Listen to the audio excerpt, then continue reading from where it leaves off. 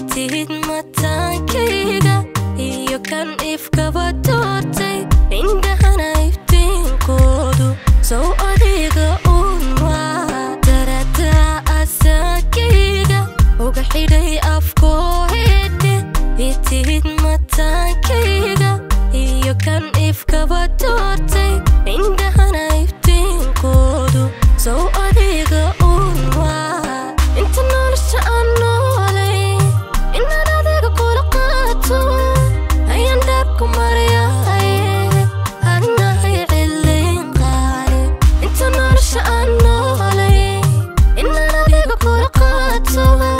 ayaan dhabku maryahay adnahay cilin qaale inta nolosha aan noolay inaan adiga kula qaato ayaan dhabku maryahay